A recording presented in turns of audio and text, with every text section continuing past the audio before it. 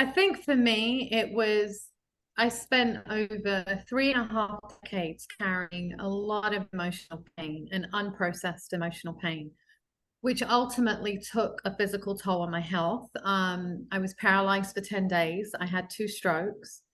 I couldn't walk. I suffered from depression without knowing I was depressed. Didn't have, I mean, I wasn't super wealthy, but I didn't have a shortage of money.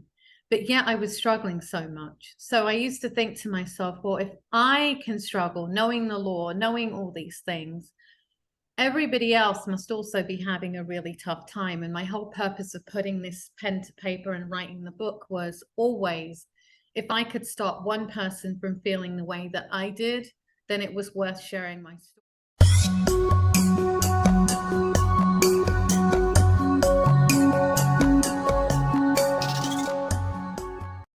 Power Ace Radio. Okay, so good afternoon, everybody. Welcome to another episode of PAR Real Talk. As usual, well, my name is Pali. I'm the host of the show. Welcome to Power Ace Radio. And today we have an amazing guest on the show. So if I get you to introduce yourself, tell us what you do, and where you're from, please. Sure. Thank you, first of all, Pali, for having me on the show. It's a pleasure. My name is Poonam Bhuchar. I'm an attorney, author, and life coach. And I basically have transitioned in the past 6 to 7 months to doing what I believe is my sole purpose, which is sharing a method that I've devised after having gone through my own emotional trauma on developing healthy emotional wellness and processing emotional trauma. I call it the SAFE method. I published a book last year called Safe from the Pain, which discusses the method in detail. And I come from both a personal and a professional perspective. So I've done some family law for 12 years. I've done some corporate immigration. In the family law, obviously, I saw people's personal situations and how you should or should not deal with it. In my own life, I've gone through different types of trauma, sexual assault, divorce. I've lost things financially. I've lost a business. And I pretty much in 2011, end of 2011, beginning of 12, had to start from scratch again. Because basically my emotional trauma had taken on physical manifestations in my health. So the purpose of this is to get that message out, how important it is to discuss emotional well-being, perhaps maybe even use my SAFE method in order to do so, and to put the message out there that, you know, we're in a place in this world, in the US, where we all need that kind of help. You just need to look at the suicide rate, the addiction rates, you know, people with all the different vices, the rehab facilities, to understand that we're a society in pain, essentially. Wow, that is really, really deep. Because obviously when I think of it, I always thought about it as a personal thing rather than actually looking at it as a global thing. So and with you, so you said you're a lawyer. So do you deal with like family law, criminal law? What sort of law do you So I do practice? family law, which encompasses divorce, custody, anything related to the finances of it. I also deal with corporate immigration law, which is bringing high-end talented people into the country. My goal is to use I'm also a mediator, a family law mediator. So my goal is to use the family component of it along with my SAFE method and one aspect of what I want to do is try and help divorcing couples to come to an amicable approach to divorce using my SAFE method, using my legal expertise in providing what I call more of a holistic divorce. Wow, that is really, really cool. That's commendable. And because so I've read obviously, so you moved from the UK, you're originally born in the UK, and you That's left right. at the age of 21. And you've had a lot of personal experiences in this, and obviously working in the same? Is that what brought about all this, or how did you end up here in writing the book Yeah, and the business method? I think for me, I spent over 3.5 decades carrying a lot of emotional pain and unprocessed emotional pain, which ultimately took a physical toll on my health. I was paralyzed for 10 days. I had 2 strokes. I couldn't walk. I suffered from depression without knowing I was depressed. I been diagnosed with fibromyalgia and was told that by the time I'm 30 I may or may not be able to walk, which thankfully are not true.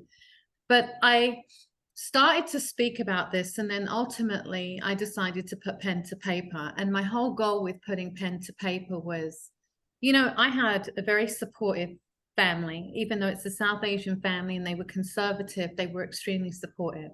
I was educated. I didn't have, I mean, I wasn't super wealthy, but I didn't have a shortage of money.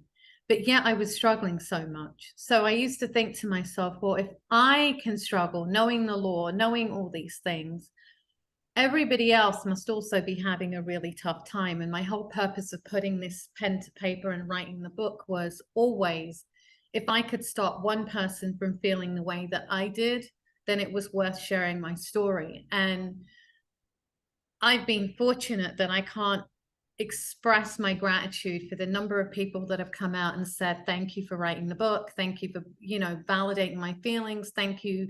It's helped me. And who still go back and look at the SAFE method and use it in their back pocket. So for me, that was the true purpose of doing this. Wow, that's really cool. Because I like the way you, because it's easy for people to just wake up and just write something. But for you, you're sharing your personal experience and using that to help others. To hopefully not go through the same experience, or at least fast forward, know what the steps they have to take in getting there. Right. And we're talking about safe, safe, safe. I feel, there's here in England we go like safe. That means it's safe. So I'm guessing to you that's not what safe is. So what is safe? So obviously my book and my courses and everything go into it into more detail, but to keep it in your back pocket, the S stands for stop and accept that you're in pain. We all just go on this hamster wheel. We bulldoze our way through life and we numb our pain, whether through vices or through different mechanisms, and we shut down that part of ourselves. So the first thing is to acknowledge that you are in pain and give yourself the grace and the time to say that I am in pain. The A is accept responsibility for where you are in life and the decisions that you've made. Now, that doesn't mean we're there to blame for everything that has happened in our life, but it does mean that we do have, even if it's a 2% of a responsibility of accountability for the steps that we did take or didn't take and the reasons why we made the decisions that we did. So it could be that those decisions came out of fear or insecurity or a lack of self-worth, but we did make those decisions and we are responsible for those decisions. And I think when you move from a victim mentality, it's very easy to stay in the victim mentality and feel comfortable and feel like you don't have to do anything because, this happened to me and that happened to me and that justifies why I feel so angry and I'm just going to stay stuck. But when you start to accept responsibility, it empowers you to move on. It empowers you. You have no choice but to make a change. And that's the process that gets you to move forward in the emotional trauma. The F is forgiveness, and I talk about 3 types of forgiveness. Forgiveness of the person that you perceive has hurt you. And I do it for very selfish reasons. I don't do it for any altruistic reason. I do it because whoever I perceive has hurt me has most probably moved on in life and probably doesn't even think they've hurt me. So why am I waiting for them to validate me or from some superpower to validate me when the power is in me to forgive them? And it's a process. It doesn't happen overnight, but I do it because I don't want to burn my insides anymore and I want to move forward. So I do that in a variety of methods. And then the second type of forgiveness is forgiveness of the universe. How many of us sit in our victim mentality and say, why do I always get this? And why does this always happen to me? And what, just inherent in that, you're attracting negative energy. Secondly, how selfish is that question? Why would I want something that I've been through to happen to my fellow human being? Right? We all don't have the same blueprint in life. We all don't have the same journey in life. Every single one of us has different lessons, a different journey that we need to learn, to pursue, and different lessons that we need to learn. And there shouldn't be a comparison. And perhaps we were given these things because we're strong enough to handle them, or perhaps because we've got lessons that we need to learn. So in my own life, believe it or not, it just dawned on me 2 days ago when I was at a speaking engagement. I was speaking, I was practicing my speech, and I was just like, oh, wow, I probably went through all these things in life because I'm supposed to help other people and speak about it. And I'm grateful for that. I'm grateful for the things. I'm grateful for my journey because it's made me who I am today. The third type of forgiveness I talk about, which is probably the hardest, is forgiveness of oneself for the decisions that you made that were right, wrong, for the people that you may have hurt knowingly or unknowingly. And it's just giving yourself that grace and time to say, you did the best you could at that time. I can do better. I can be a better human being, but I'm going to give myself the grace that I give others, and I'm going to give myself the time to say that I forgive myself and that I will try my best to do better. And the E is embrace your negative emotions. Most of us run from them. Embrace your emotions because that's what gets you through them. We're all great at embracing the great things about ourselves, how great we are, but we also need to embrace our flaws and who we are. We need to embrace everything about ourselves, the good, the bad, and the negative, because that's when I believe that is only when you really know who you truly are and be comfortable in your own skin.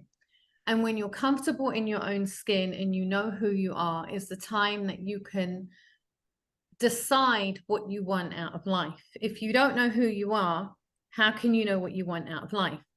And I can tell you from my own personal experience that once I was confident and knew who I was and got through the fear, the lack of self-worth, and the insecurity, I've pretty much been able to manifest most things in my life, because you're more aligned with the universe. Wow, that is a full answer. I really, really, really like that. Thank you. And for me, as you're saying, I'm like, yeah, and it's something that I wish I knew so many years ago. Especially with regards to the F, when we talk about forgiveness. There was one that I really struggled with. Oh, the way you broke it down, I think about each category and how much of a journey it's taken to actually go, yep, I just need to do this. But then now going through all those emotions, I know I feel better for it. And you breaking it down like that, oh, it makes so much sense. Oh, Thank thank you so you. much. No, but Uh, like you, I also wish that this is something that I'd known when I was younger. And I wish we could teach our young kids and generation that this should be used as not necessarily my safe method, but emotional well-being should be used as CPR. We should all have it in our mm, back pocket in some shape or form. mm. No, that is really, really yeah, that that really hit home. Or how do you call it? Yeah. Hit the nail on the head.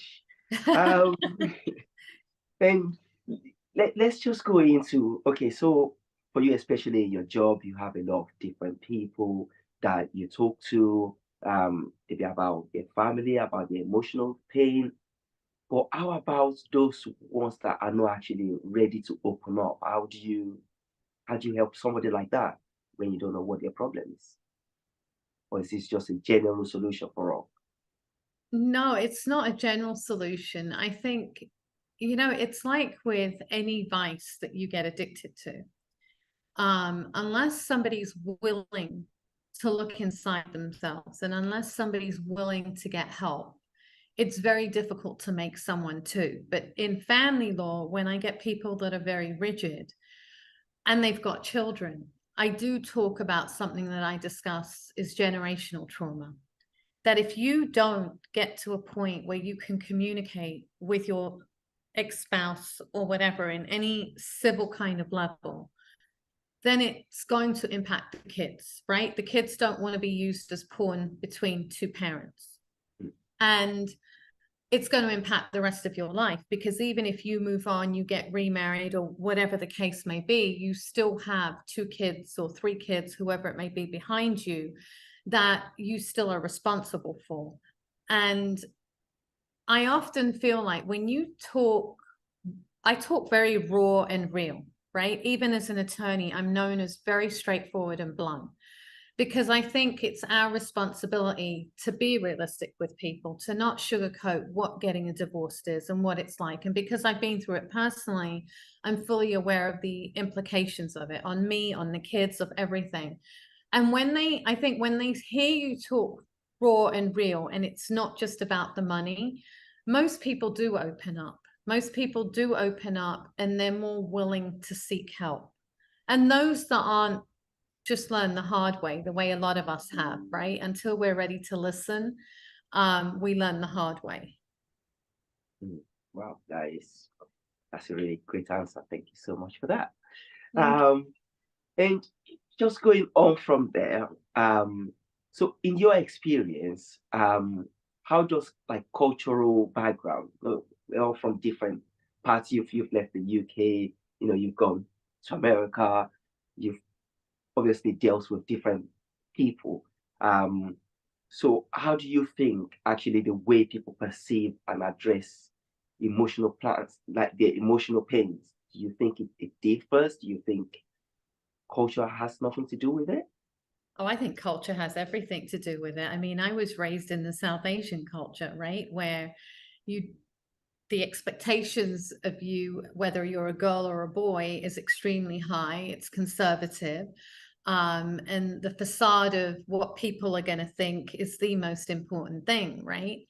And I can't really tell you that my parents ever said to me, don't talk about this or don't talk about that. But when you're growing up in that era and you see your parents as first immigrants in London working so hard, you feel a certain amount of pressure to make sure that everything goes smoothly. So that there were things in my life, whether it was the sexual assault, the divorce, my relationship in my marriage, that I didn't come out and openly say were this bad, because I didn't want to hurt anyone. I didn't want to disappoint anyone. And I think at least I can speak to the South Asian culture, that when I was growing up in it, I thought it was specific to the South Asian culture that you don't discuss and you keep everything deep inside of you. But Pally, the more and more I've grown up and getting older, I've realized that that's inherent in every culture, right? Boys are told to not cry. Girls are told to be not so over dramatic. And then, the gay community has been through so much. The LGBTQ has been through so much because of these perceptions of the way that you're supposed to be. So if you look across the board, if you look at statistically the suicide rate amongst college kids and high school kids, I don't think much has changed. Culture plays a big aspect of it. And each culture may have a different nuance or a different type of pressure that they're placing on that individual, but I think it's across the board. And I think statistics just show that that is the case, that we are in a society in a lot of pain and we're not dealing with it correctly. And if you look at the latest statistics, it's now transpired into the work environment. Over $1 trillion is lost in the global economy because people are not emotionally well. They're taking time off for mental illness. They're taking time off because they feel anxiety or burnt out. And what we're seeing is that this is filtering into every aspect of our lives now. No, absolutely. And I feel, well, now maybe it's a good thing that we're taking note of all these things. Like people like you coming and sharing the experience and showing, because I think back in the days, it's almost like a taboo to say, oh, I have mental health, or I'm going through some, especially for me as a black man, it's not something you hear. Like, man up and get on with it. You know, Yeah. people are expecting stuff from you. They don't have time to hear you going, oh, actually today I'm sick. No, you can't be. You need to go to work. You need to go and do this. You need to fend Yes. for the family. But now at least all these are coming out, and it's great. Like the work you're doing, and for the book, and yeah, I really really I commend you. So thank you. Thank you so much. And thank you for giving me the platform to speak about it, because without people like you, this message would never get out there. Oh, that's really great. Thank you for that. And talking about platforms, um, so if we want to obviously follow your story and hear about all your different projects, where are the go-to places? Do you have social media sites, websites, or where should we go and find you? Yeah, where you will find everything is www.emotionallysafe.com. My book is on Amazon. I did the Audible for the book. It's on Barnes and Nobles, Amazon. I've got coaching sessions on the website that people can sign up for. I've got a course coming out, hopefully mid-September, which works you through the SAFE method. It's a mini course. I intend on getting a much bigger course out later. And I'm also in the process of putting retreats together for any about to get divorced couples or who are on the brink of it and not sure, to try and put retreats together to help people work through it. Whether they stay together or not, you still have to communicate. Mm, absolutely. Well, that's great. That's really, really good. And I suppose you might have answered my next question. Part of that will be what's in the pipeline. What's What's in the in the pipeline? yeah. So yesterday, I spoke in front of the Health Council of Pennsylvania for social workers that deal with HIV patients.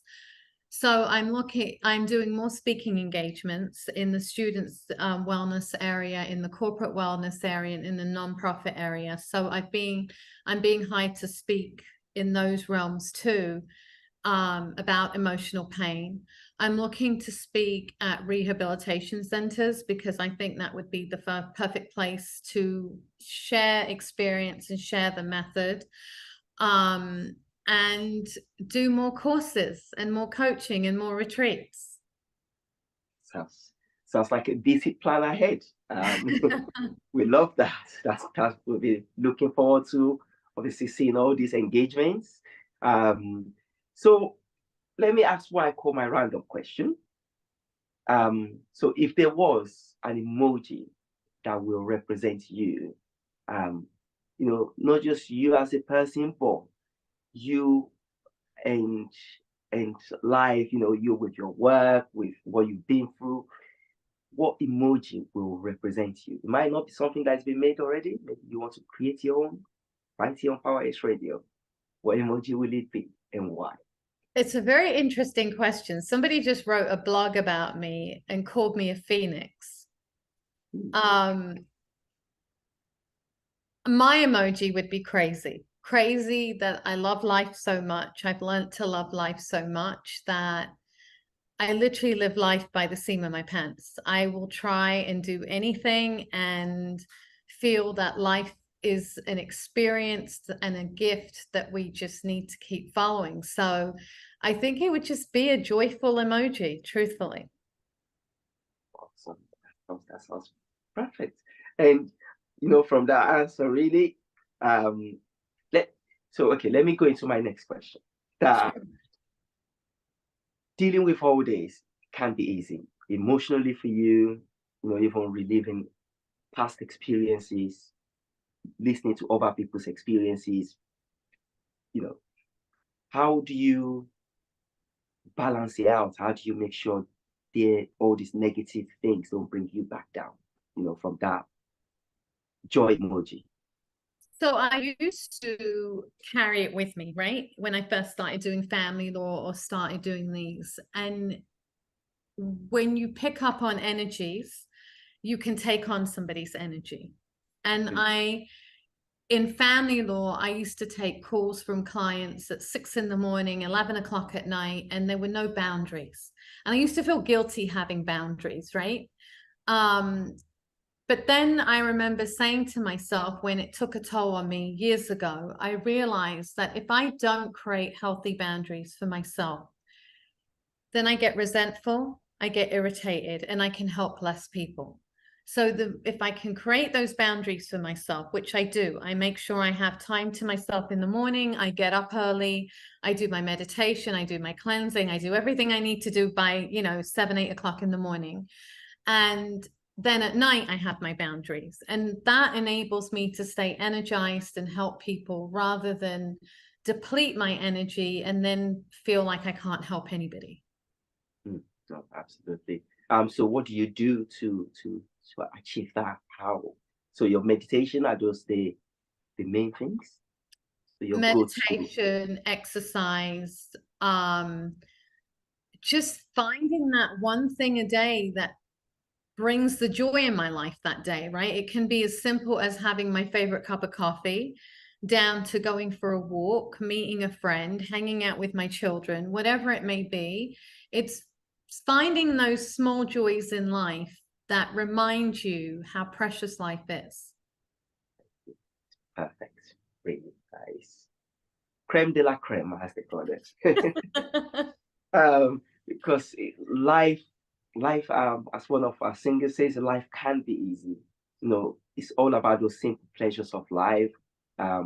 Everybody's busy thinking about that Ferrari they don't have, but you're not enjoying the fact that you're under a roof, warm, and you can just lie down and just chill out doing nothing. That could be a source of joy. So yeah, thank you so much for that answer. No, if I could just say one thing, Pally, though, that doesn't mean life's perfect for me either today. Plenty of things happen. It's just whether you choose to brood over it or you choose to move through it. It's not perfect. No, it's never perfect. Well, what is perfection, though? Perfection is imperfection, or is it imperfection is perfection? Well, I think that's a subject for another day. And so as we're wrapping up, do you have any closing remarks for the viewers, especially those are just actually going into or just starting up into this healing process? What would you like to say to them? So I think emotional healing is just like learning any other type of art, right? Or a class or trying to lose weight at the gym. It's not something that happens overnight and it requires consistency. That consistency can be 2 minutes a day and you lead up to 10, 15, whatever you have the time for. But please don't say, I don't have time for it, because I'm sure there's something in your day that you can cut out to make time for the emotional healing. And the most important thing, speaking the truth to oneself is the hardest thing in the world, but you need to do it, because resistance is persistence. Whatever you try and resist is going to come up in one shape or form, whether it's in your mental state or your physical state. So be kind to yourself, be graceful to yourself, and give others that grace, and just start the process wherever you feel that you can, one day at a time. And Pally, thank you so much for having me here. It's been such a pleasure speaking to you. It's such a pleasure meeting you and sharing all these great experiences. Thank you so much for coming on the show from the whole busy times, but you still came to share this wealth of experience. So thank you so much. Thank you so much. Hopefully we'll catch up again pretty soon. Yes. Thank you. Yeah. Bye. Power Ace Radio.